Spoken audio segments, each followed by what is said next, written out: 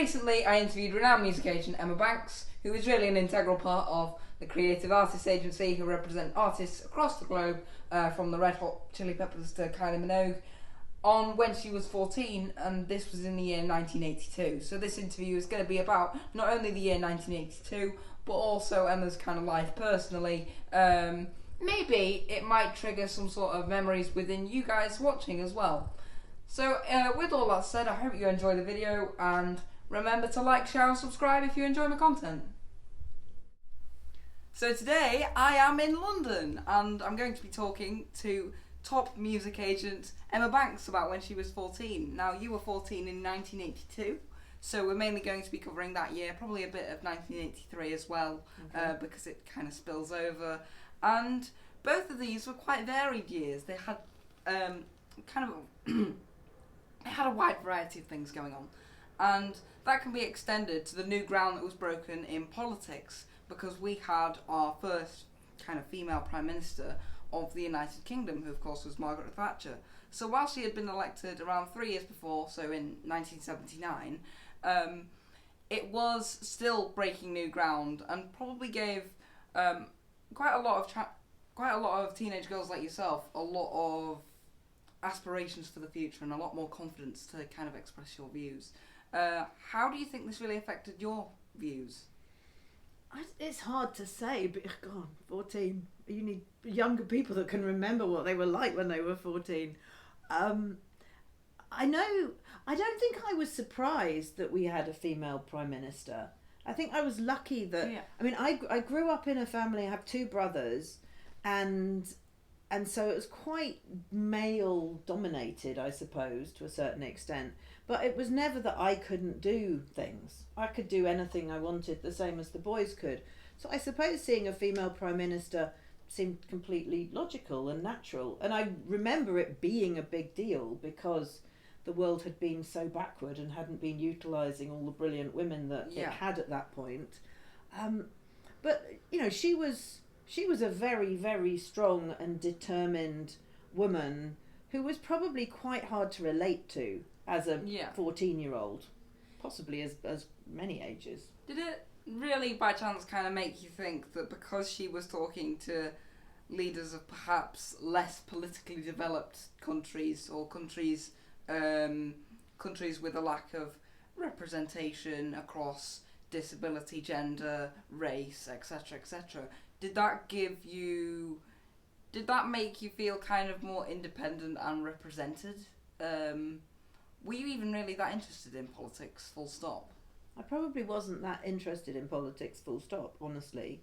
And I think it's interesting because you've used a whole load of words that I think when I was 14, I would have known what they meant, but I wouldn't have applied them the way that you have. You know, representation, disability, gender identity, all of those things are things that back then really didn't get talked about. Yeah. And it was much tougher for, it was harder being a woman and getting on with things. Never mind if you were maybe the wrong colour or the wrong sexuality, or, you know, something about you didn't work the same as normal people. So it's really interesting listening to you and seeing actually how much the world's progressed, because we have these conversations now and they really weren't happening then. Would you say that the world is a lot more kind of open now than it was back then? Yeah, I think so. I think it's still not easy sometimes to be who you are. Yeah. I certainly see that, and I think, you know, lived experience for everyone is very different. You know, we all have our own experience of our lives, don't we? And it's hard. You have to try and put yourself in other people's shoes. But I think the fact that we're talking about these things now is hugely important and is a real step forward for the world. And you're right that I think someone like Mrs. Thatcher, for other nations that maybe weren't quite as progressive even as the UK, must have made a difference. You know, if you're in a country where women, you know, were not taken to be seriously. Seriously or not at the same level as a man, then when you as a leader of that country have to deal with a woman, then it brings you down a peg or two as that leader of that. Well, it must be, mustn't it? It makes you think. Yeah, it must make you think. So it's got to be a positive. Did all of this make you feel, when you were a teenager, did you ever have to be more sort of individualistic to stand out from maybe your brothers in the family or maybe just the other people at school? Well, I was always a bit of a show-off, I think. I mean, I was always quite... I'm a bit of a weird mixture of shy and in your face, which I know doesn't make sense, possibly, but I will not stride into a meeting and sort of go, hello, blah, I'm, you know, what? That's not me. I'll stand back and maybe watch it a little bit and then figure it out. Yeah. And then, it's something I've learned over the years, and you know, through my job, I've worked with musicians and artists who I haven't met before their first gig. We've never met in person. But you've had to put on. But I've had to be able to go in their dressing room and say hello and be very positive about things. So I think, yeah, it's a, I don't know, it's a weird one to think about, but it's been. I'm not answering your question now. In a way, that's kind of sort of what I'm doing, because first of all, I'm rambling on and on and on, and second, because this is the first real interview I've done of somebody that I don't know. Yeah. So having to just kind of test the waters a little bit with how this interview goes, and I feel as though that's kind of, it's representative of the age of 14, because you are seeing what works and you have to develop ideas in such a way that you can formulate them well, but also still have a sense of fun. Yes. And still have a sense of your own sort of personality. Yeah. How much do you think that really came across with you when you were 14? I think it probably... I was doing lots of drama and stuff at school, and I think that helped me I project, and I loved it. I did speech and drama, and I went into the poetry competitions and, you know, won some little prizes, and it's all a very, very big deal until it's over. It's very competitive. You know, standing in Bedford Corn Exchange, reciting a piece of prose or a poem. Yeah. And I think at 14, you are really starting to figure out who you are. You are on that edge of, you're not a child, but you're not really an adult. Yeah. And you've still got parents that won't let you do things. And, you know, I lived in the countryside, so I couldn't go anywhere because you can't drive, and it was too far to cycle. And yeah, I mean, I had my ponies at that point, ponies or horses, whatever they were at that point in time. And so I was really into doing that. And that gave me a freedom, I suppose, that I could leave the house. And it's weird because we didn't have mobile phones. So there was no mobile phones. You know, you'd take a couple of 2p's to stick in a phone box. They're those weird red things you very occasionally see. Yeah. They're vandalised or people wee in them. I did wonder what that strange yellow mist was rising up. But exactly. But, you know, back when I was 14, that was how you rang somebody. It was normalised. Yeah, if you weren't, you know, phones were attached to the wall. You couldn't walk around with them. Or you went in a phone box. But I would be able to get up and, you know, at 8 o'clock or whatever on the weekend and go and, you know, groom the pony, tack the pony out, bandage it so it would look like a mummy. It had so many bandages on, because that's the fun of having a pony, is to do the legs and do the tail and then plait it and then unplait it. And then we'd go off with, you know, sometimes on my own or other times with my friend, and we'd go off riding like into the wilderness of Bedfordshire. And there was no way. But perhaps they're not two words that fit in the same sentence. I don't know what you've clearly not been to Bedfordshire. Regardless, did you think that you held probably a stronger connection with animals through your upbringing, and do you think that they gave you more freedom regardless of the restrictions posed on you by perhaps your location? I loved animals. I mean, we weren't able to have a dog because one of my brothers is allergic to dogs. Yeah. And so we couldn't have a dog. I had rabbits to start with, and then there was a point where I reared some some ducklings. We hatched them. We got a chicken and some duck eggs, and those hatched, and I had them. One of my brothers had ferrets, and then he went to boarding school, so I looked after the ferrets. I'm starting to panic when I heard the word ferrets. Oh, I love ferrets. Ferrets are great. They're lovely. They're really, really lovely animals. And then I got my first pony when I was 12. I drew, I think, like 3 years worth of Christmas trees with ponies on them, and kept not getting the result that I wanted, which was very, very frustrating. It's like, just get me a pony. There's a field next to the house. Get me a pony. And I think it did. It gave me a lot of. I mean, my parents were not into horses, so it was very much, if you're having this pony, you have to. Battle. Yeah, it was an uphill battle, and then I had to look after him. So my first pony was called Popeye, and he was probably 400 years old at the point I got him. Anywhere you went, everybody knew Popeye. He'd been the first pony for pretty much everyone in Bedfordshire, Cambridgeshire, and everywhere. Yeah, we all know ponies like that. Yeah. And so it very much, I think it was my first. It's the first real responsibility that I had, where you're looking after a big living thing that doesn't just need a quick scoop out and some carrots and hay like a rabbit does, but it's got to be, it's quite time consuming, and exercise and making sure he was all right. And I loved it, and I loved the freedom it gave me, as I say, to go off on a ride. And you might tell your parents where you were going, but actually half the time you'd change your mind, or you'd go wherever. Yeah. And allegedly the world was safer. Who knows? I think it is probably more dangerous these days.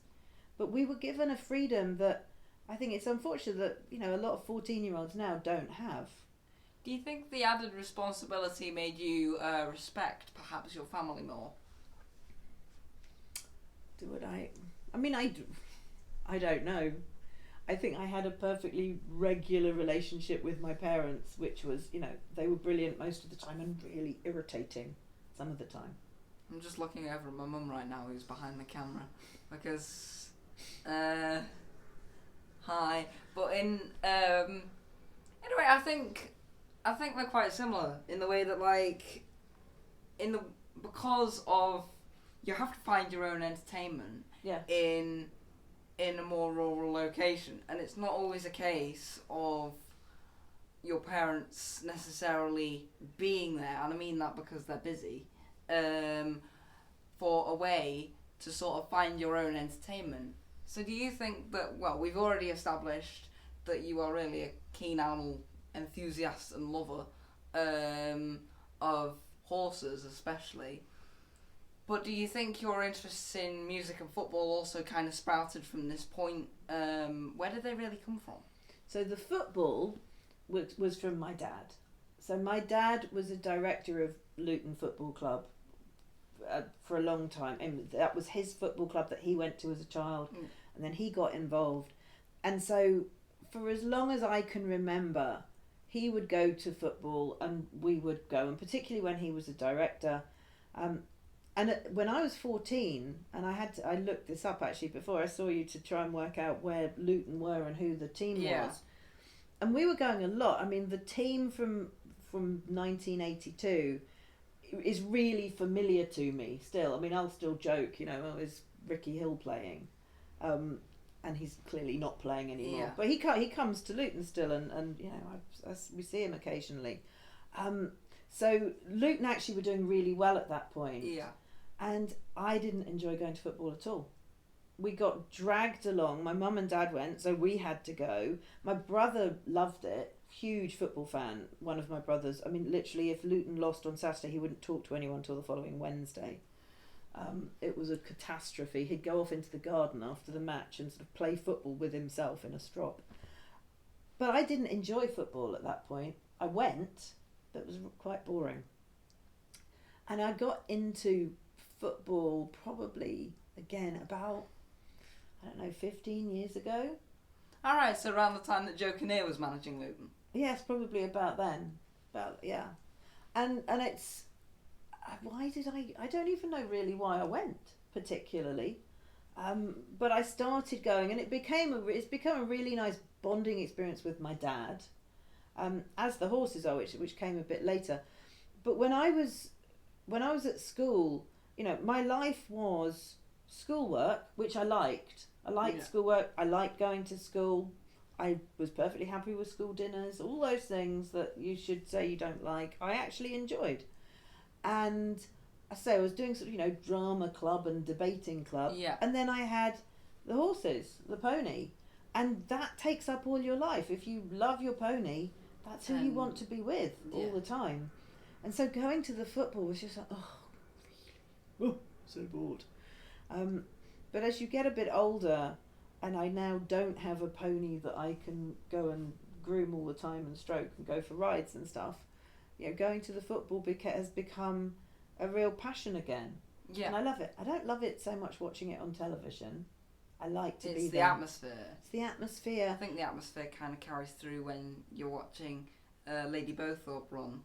Like it's the exact thrill of it, and I think that also carries through in the sort of school subjects that you enjoyed. You've already mentioned drama, for instance. What was your favourite school subject?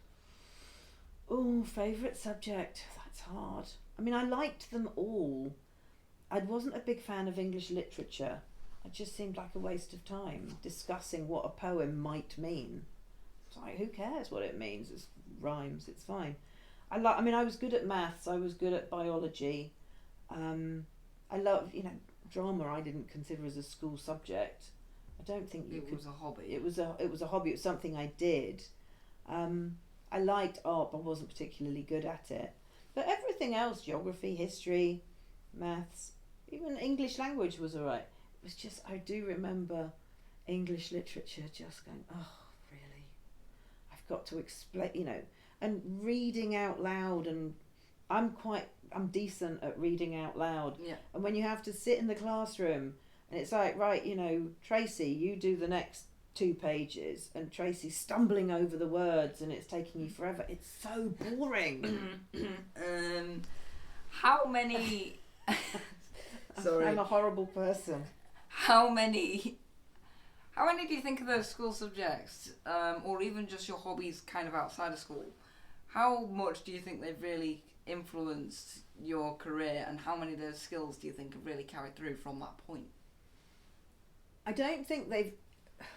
I think the point of school, and then I went to university, and one of the points of it is to actually have just a wide range of knowledge, and be hopefully interesting to talk about, so you don't become completely single-minded about something. Yeah. And for pub quizzes, it's very important that you do lots of subjects. Yeah, you're not wrong. Because otherwise you're going to lose if you don't know about things. And so I think your whole life there are certain subjects and certain careers where you have to have done something. So, a doctor or a lawyer or a vet or things like that, which are very, very specific, and you do a degree and you go into it. But you also have to have very specific skills. To do the job that I now do as a talent agent, there's not a specific talent agent degree. There are actually now courses you can go on for the music industry or for whatever. But certainly when I got into it, there was nothing like that. And so it was about being capable and being able to have a conversation. And I need to be able to do maths to understand the deals, and some of them are complicated, and understand the taxes involved and all those things. But it's more, I think, about being a fully rounded human being. If you can come out of school knowing a bit about geography and a bit about history, and you need to know, maths, because you're going to have hopefully, a house or a flat or a business, and you need to know when people are ripping you off, things like that. You need to be able to write a letter. You need to be able... Those are things that are just really important. It doesn't matter what the job is you go on to, if you possibly can. And there are some people, if you're hideously dyslexic, that's really tricky for people. That it really is, and it's a problem. And clearly people that have lots of issues go on and do fantastically well. But I think if you're given the opportunity to go to school, and it's really hard when you're young, because you're like, oh God, I'd rather not go to school. But there's so many people in the world still that can't go to school. Yeah, so you learn to respect. So you have to learn to respect what you have and make the most of it. And I have friends from school still who I don't necessarily see that often, but when I do see them, I just immediately, we're just friends again. Yeah. You know, and those are relationships that I think you build with people that you're never ever going to be in such close proximity with people like that ever again in your life. Maybe for the better, maybe for the worse. Absolutely. But, you pick and choose them. Yeah. How closely knit do you think your friend group really was? Did you like bond together on like a certain subject, or were you just there for the fun of it, sort of? Do you know, I have no idea how I got to be friends with my friends. There were two people that I was very friendly with prior to being, I think I moved from St Andrews, which was a sort of primary school, to Bedford High School, which was a girls' private school. Yeah. I made the move there when I was 6 or 7, and Michelle and Jacqueline were at St Andrews with me as well. So the three of us all went and were in year 1 or whatever it was called then. And so we were friends, and then other people joined our friend group. And I'm sure it wasn't called a friend group then either. And so they just, they were the people, and you know, you'd go to people's parties or whatever it was. Yeah, it was quite casual. It's very casual. You know, I think sometimes if you're sitting next to somebody in the classroom, they become your friend. Yeah, because you're forced to sort of interact. Yeah, you know, at that point, if they had a folder that was like got a picture of a pony on it or a picture of a pop star it's those things, aren't they, that at some point draw you together. What sort of was there anybody really who you or perhaps your entire friend group saw, perhaps a celebrity, perhaps somebody else, and thought, this is what I want to be? No, because when I was 14, I wanted to be a vet. You wanted to be a vet? Yep.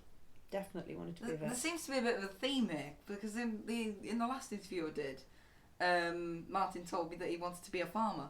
There you go. So I'm seeing a bit of an animal theme here. No, I wanted to be a vet. I would go and whether it was that year or the year later or so, the vet that used to look after my pony, Helen, who was great, she was fairly local. I mean, I went and started helping her out, and I loved it.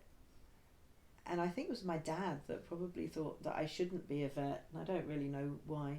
I mean, I don't know if I'd have been academic enough actually to get in, because you've got to be really super smart to be a vet, and then you've got a lot of training. But that's what I wanted to be at 14, and clearly I am not a vet now. Was that linked to the horses? It was linked to the horses, it was linked to animals, I just loved it. I mean, for a couple of years, and it was it was after I was 14, but I reared calves, so I would buy like 3 calves, and I would hand rear them to them, and then sell them, and made some money out of it.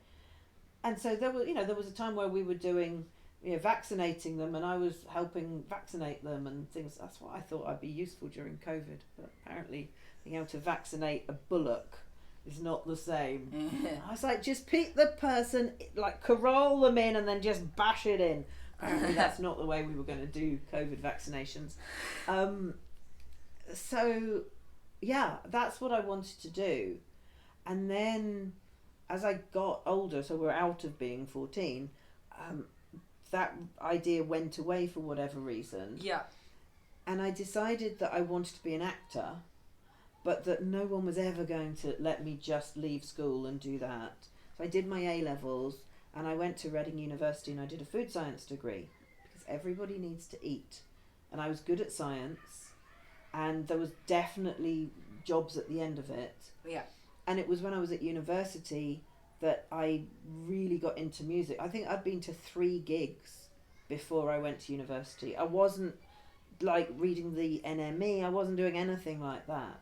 I knew a bit about listening to music on the radio. Were you watching Top of the Pops every Thursday night? Yeah, of course. Everyone was watching Top of the Pops. You would be an absolute outcast if you didn't watch Top of the Pops. I'm still watching Top of the Pops now. Well, that's very good. Excellent. Old Top of the Pops. Old Top of the Pops. Yeah. Well, the ones that can be shown. Yes, exactly. Let's not talk about that today. That's completely inappropriate for different family viewing. But no, so it was when I went to university that I got into organising shows.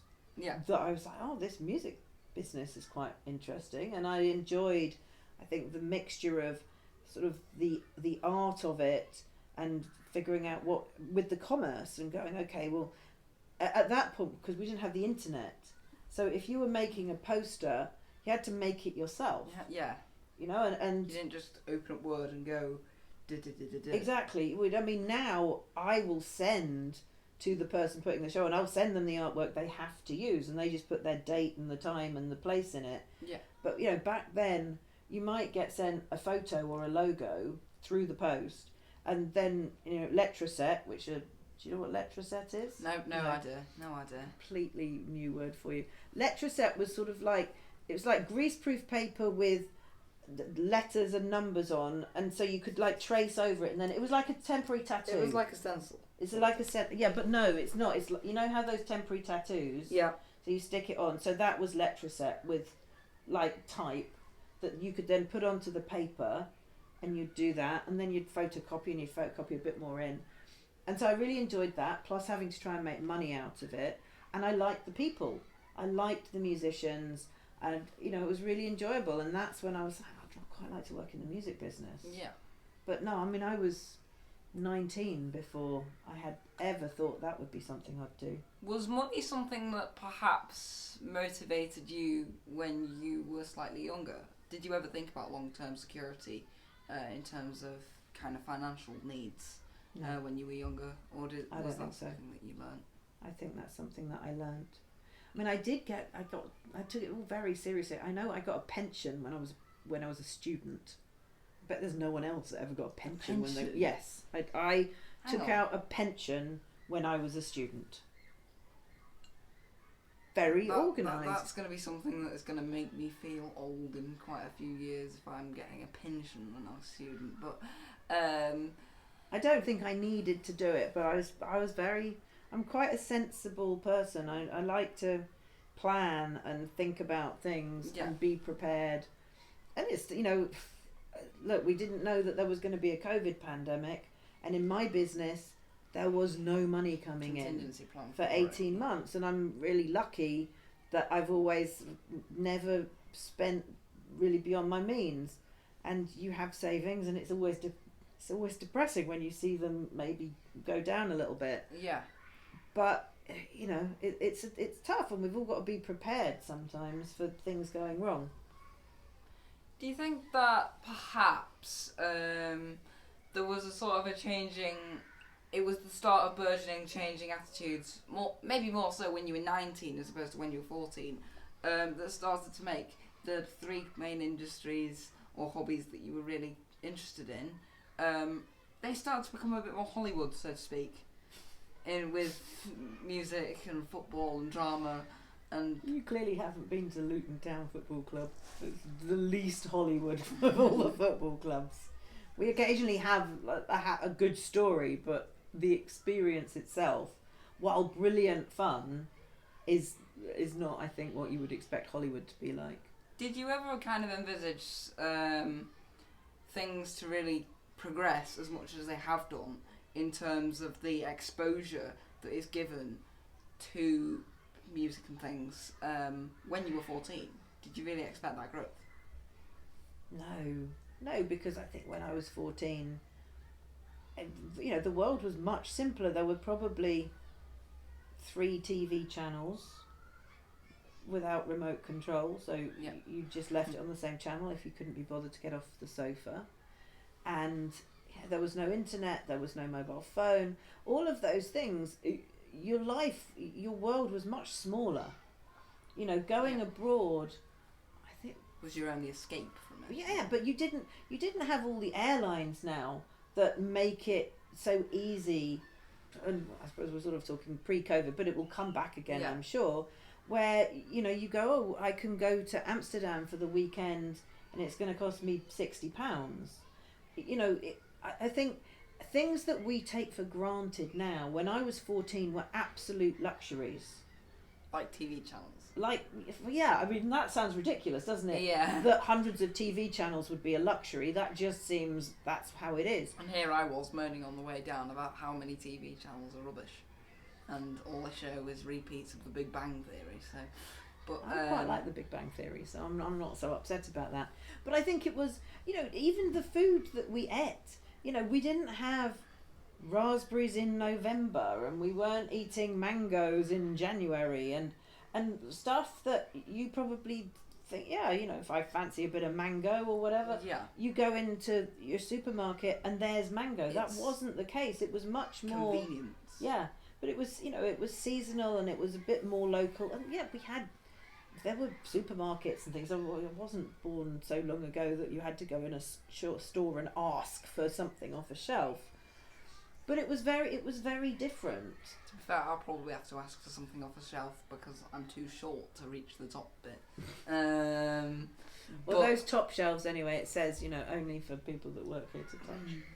But in the sense of the growth that we've actually seen over time, and as well as kind of the social norms, especially with television, of course, Channel 4 kind of became a channel in November of 1982. Right. And this kind of paved the way for a lot more programming of especially films,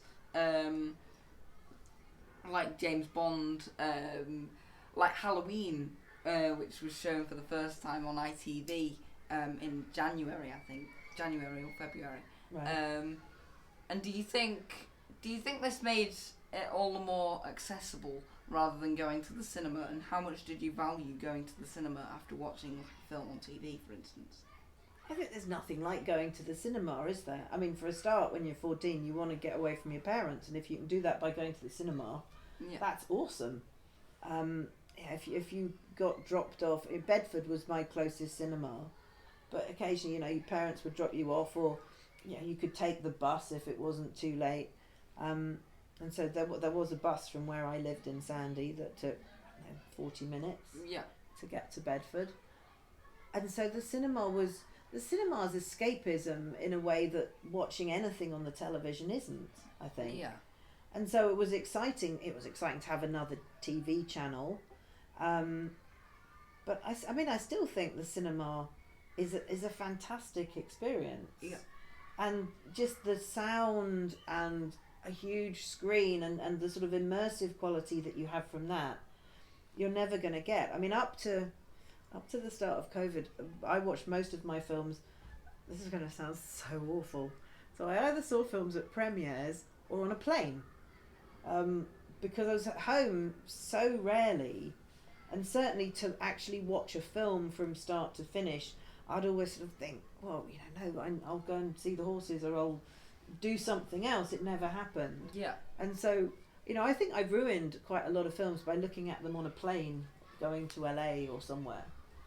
To be fair. Beautiful cinematography that needs to be big, and I've watched it on something that size.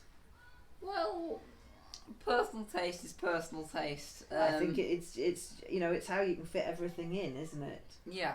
And to a certain extent, I'm going to LA for the first time. I'm going to America in a couple of weeks, I was in New Orleans on the 14th of February before COVID, and this will be the first long flight I've done, and I'm sure I'm going sooner than many other people. But back in the day when I was flying a lot, and I'm sure it will come back again, I would not go to the cinema to see a film because flights are so boring. I'd be saving the film up, going, well, that'd be great because in 2 months' time that will be on a plane, and I know I've got to fly there, so I'm going to not watch it. Do you think that perhaps time is something that you perhaps had more of when you were 14 than you do now? Yes, absolutely. It was lovely. I mean, you do, because when you're 14, you don't have the responsibilities of when you're older. I mean, owning a house, you've got to deal with things in the house. The dishwasher started leaking the other day. I appear to have mended it by doing nothing. But anyway, there was water all over the floor, and I sort of like prodded around and pulled some things out. I don't think I did anything, but it clearly has decided it likes me again. But things like that, you don't have to worry about that when you're 14. Yeah. You know, a lot of the time you're being told what to do as well, which while it can be frustrating, you have no actual responsibility. You have responsibility that if you don't do it, gets you into trouble but doesn't change the course of history. Because if you, at 14, don't make your bed or don't tidy up the room or, you know, don't do something that your parents generally have told you to do, you just get in trouble, but it doesn't change anything. And now, as a fully fledged adult, some of the time, you know, there are decisions that I make that have ramifications for a lot of people, and that's different. So you have less time. You're trying to fit work in. You know, you don't have school holidays. How blissful! You're on half term, aren't you? Yeah. I'm not. Do you appreciate the added responsibility that you have now, or would you? Is there anything you'd really want to change about when you were 14? No, I think I had a good time when I was 14. I think it was good. I really do. I think I was doing things I liked. I enjoyed school. I had lovely friends. Had lovely parents. I had 2 irritating brothers. Got my pony. Did a bit of drama. We went on a family holiday. We used to go on holiday as a family in the Easter holidays because my dad, because we're sort of from a farming family. Yeah. So he would never want to leave during harvest. So that put all of July and August out. So we'd go to somewhere like Portugal in April, which can be lovely and often was just blowing a hurricane. Yeah. And you had to sit inside looking at the swimming pool that you could have got in, except it was too cold and windy. But you just made your own fun. You made your own fun. Yeah, you did. I remember making radio shows, particularly with my friend Jacqueline. We'd have a tape recorder. Yeah. And we'd make C60 or C90 cassettes of radio shows. Do you think that make your own fun aspect is something that is perhaps stunted now, or something that might be limited by the growth of technology over time? How much do you value technology compared to what you had? Well, I didn't have any technology. I had a tape recorder. I think that was technology. I think we had a video recorder at home that had a remote control attached by a wire. So that's not very remote, is it? Yeah. And I don't think the wire was long enough to get to the sofa.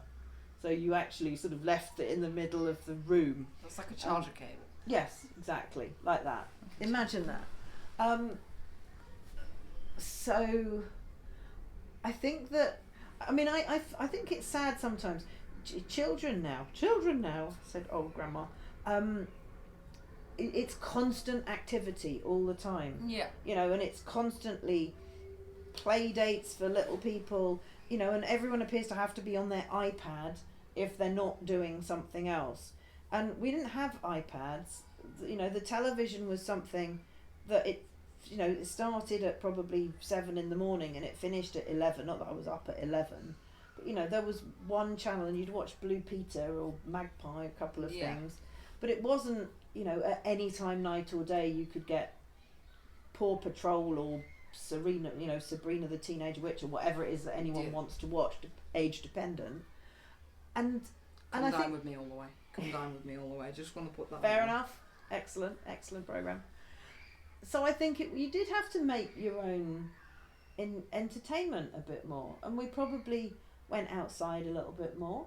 And I was lucky, I lived in the countryside. We had quite a big garden, so therefore it was easier. If you live in a flat in London with no garden, then that's obviously much harder anyway. But I can only talk about my circumstances and where I grew up.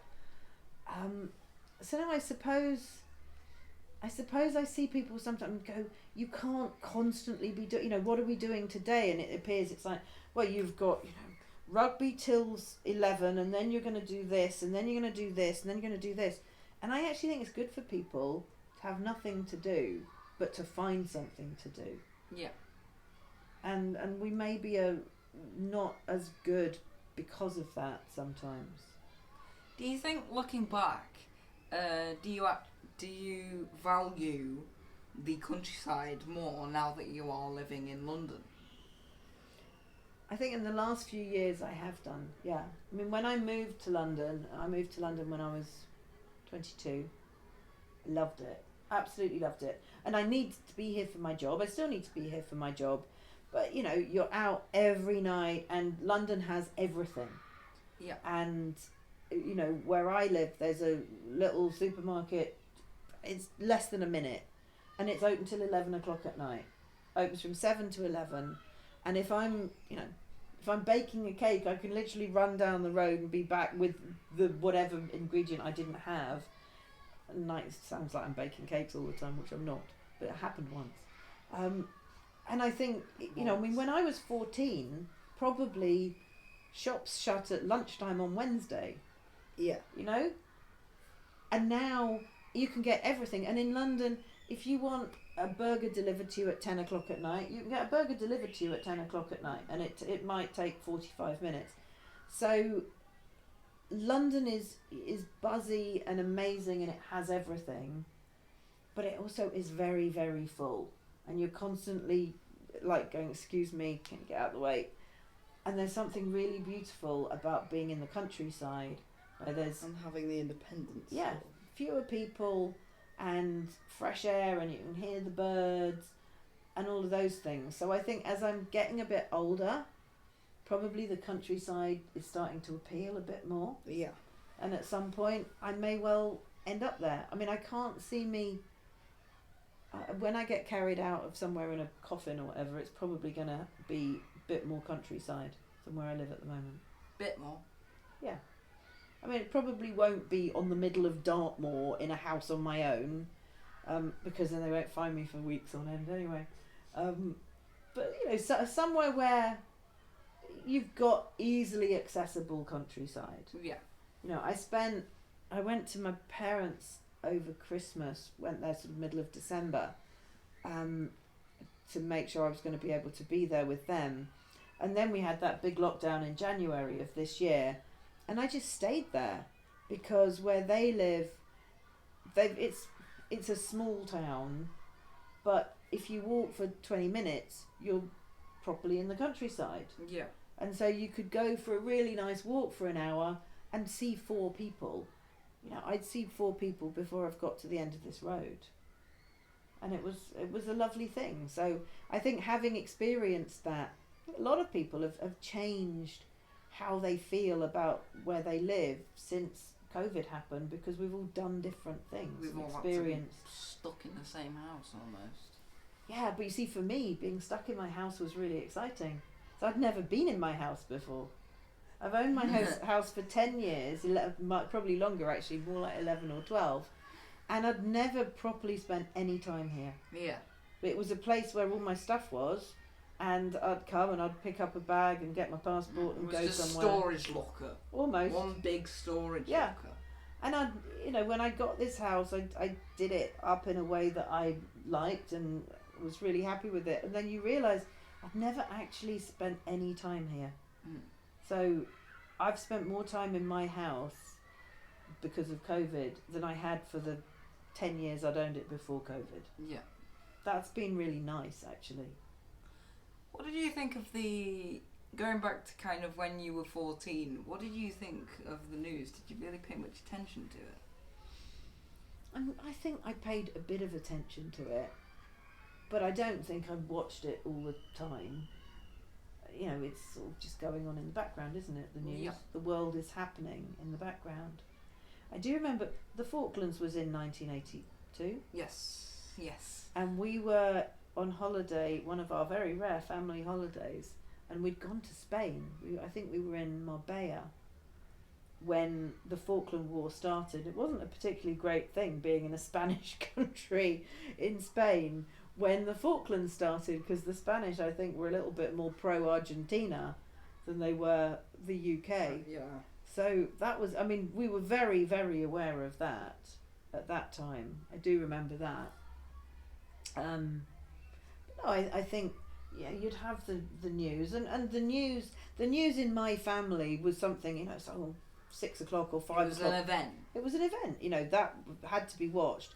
And it was the 9 o'clock news, then not 10, you know, it's moved now to 10 o'clock, but it used to be BBC 9 o'clock news.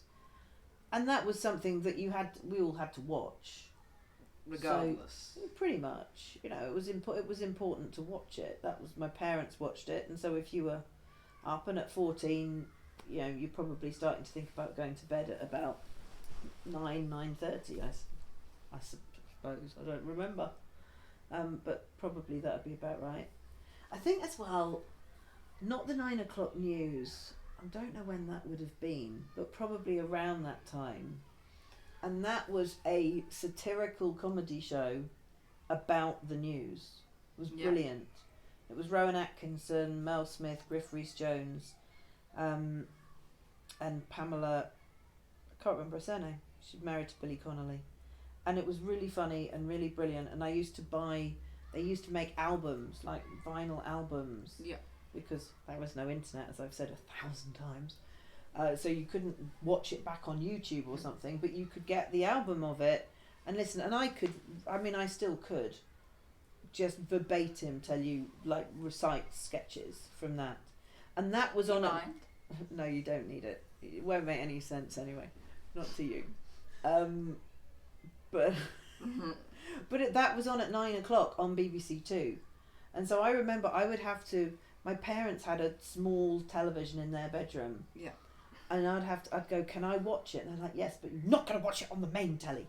So I'd go and sit on the floor in their bedroom and watch 9 o'clock, not the 9 o'clock news. I thought it was the most brilliant thing ever.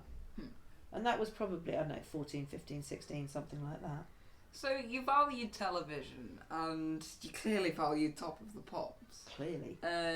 How much would you say that Top of the Pops influenced perhaps your taste in music? Massively, because I watched Top of the Pops, and then there was the Top 40 on Radio 1 at 6 o'clock on a Sunday, and I'd listen to that. And you'd make, and we all did it, you would tape the songs you liked off the radio onto a cassette. It would be that's quite alien to me. Yeah, it would be the equivalent of making a Spotify playlist. Yeah, okay. But so you'd have to remember to push play and record. It's like, no, push it now. And then you'd have a tape of the songs that you liked, and some of them would start halfway through because you'd messed it up. So that was, but I mean, it was literally top 40 music that I was listening to. Yeah. I wasn't edgy. I wasn't listening to anything that wasn't top 40. Do you think at this point, because there's generally quite a lot of crossover between music and fashion, they tend to influence kind of each other. Mm-hmm. But did they influence you? Did fashion influence you? At the time, you had, like, men were in, like, sweatbands. They were trying to be John McEnroe. Women were in, like, leg warmers because you saw people running around yelling "Fame" at the... I loved Fame. I was obsessed with that programme. That was on after Top of the Pops every Thursday. And you had to watch Fame. I loved it. I have all the Fame albums as well. All of them? Yeah, well, they released, I don't know, 3 or 4 of the soundtracks, of the songs that they used to do. No, Bruno, Doris, Julie. I knew them all. If I got really overexcited, after Fame, I'd go into the garden and do some dance routines. Wasn't a natural, but I loved it. Absolutely loved Fame. No, I mean, fashion, yeah, I mean, did it I don't know whether it influenced me as much as I was, you know, I wore the clothes. Were you part of it? Yeah. I don't think I was leading any trends. But, you know, if I wasn't in jodhpurs, which was a lot of the time, then I had leg warmers, and I don't know if maybe knickerbockers were around that time. They might have been a year or so later, but that was sort of early mid-80s.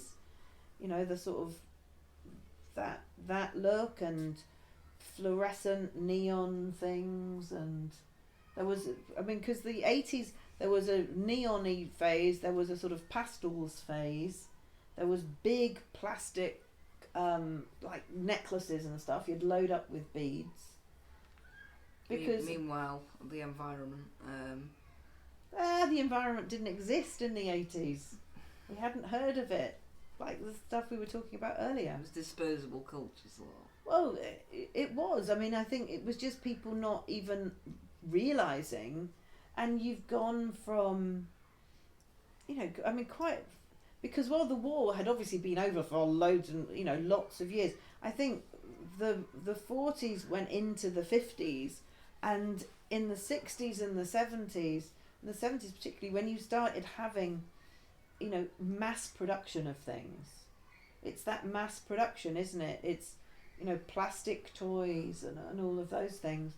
It was brilliant technology. That's what I think people saw it as, not what's this going to do in 20, 30, 40 years' time. It was just, this is amazing. Yeah. That now everything is cheaper and you can have huge Fisher-Price sets of things. It's not, a wooden train set and that's all you've got. Yeah. Now, during this period, to now, I think through most things, there were a couple of things that stayed consistent. And one of these stalwarts was school dinners. But one of them that wasn't was the use of corporal punishment in schools. And did you think at the time that the abolishment of corporal punishment in state schools, at least, this would carry on in private schools until, I think, 1999, do you think this made the overall classroom atmosphere less respectful, probably more lenient? Just what do you think? Well, I didn't go to a school that administered corporal punishment.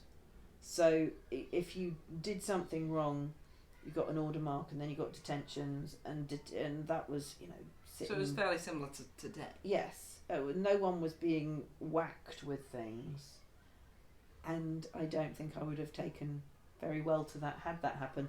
I never got into trouble at school. Ever. Never? I never got an order mark. Never mind a detention. I mean, how boring was I?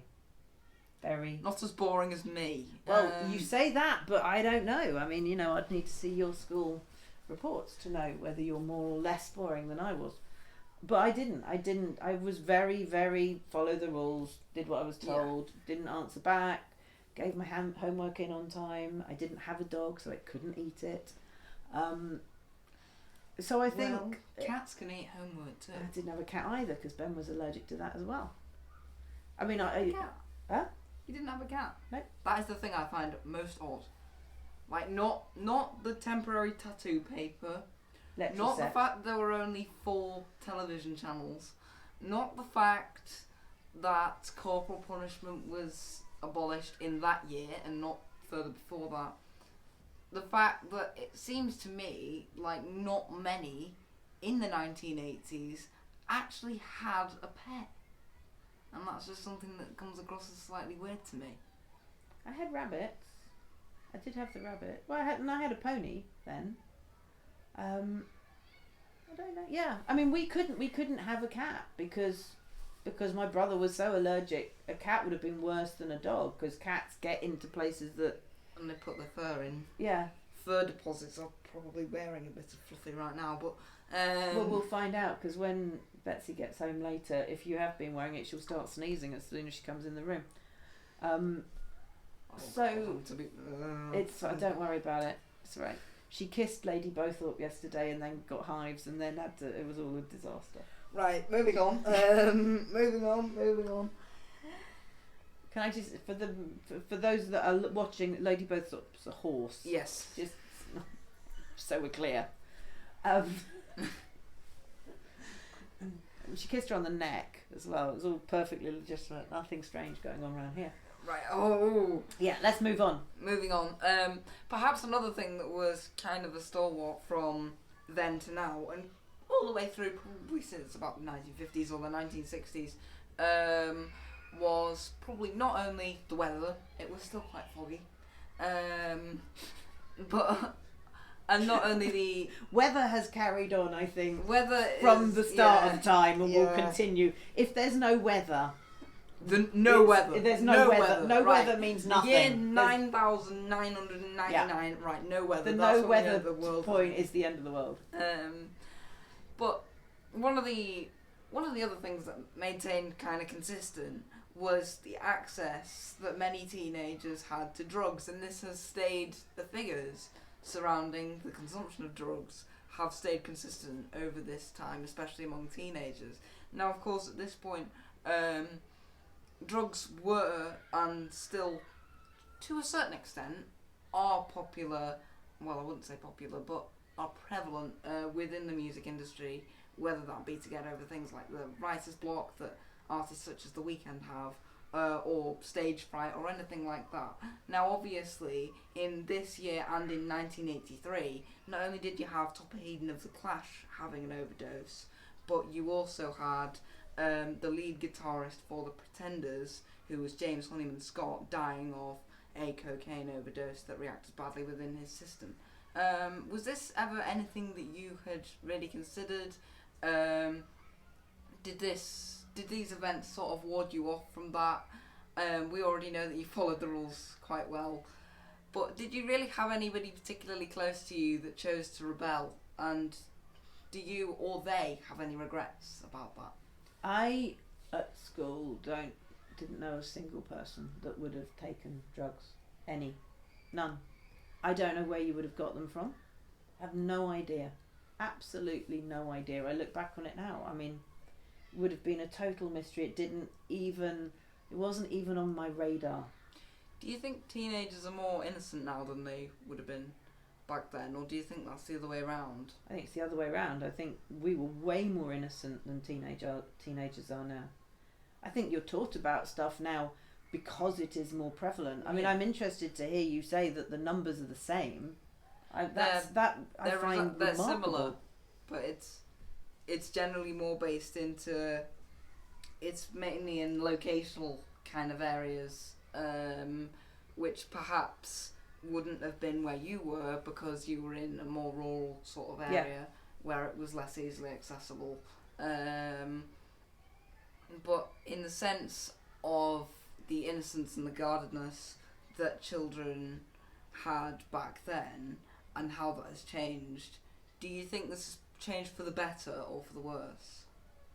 I think that you can't stop progress, and so everyone is less innocent because you're bombarded with information all the time that we weren't before. So therefore, I know plenty of people who are on Snapchat who are not yet 13, and they're supposed to be 13, and Snapchat are supposed to try and make sure they're not on Snapchat, but clearly those under 13-year-olds have put in a date of birth that implies they're 14 or 13 or whatever it is. Or 18. Oh, yeah.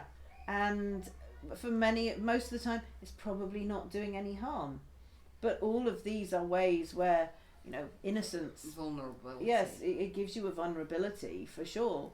So social media, not necessarily a bad thing all the time, but can be.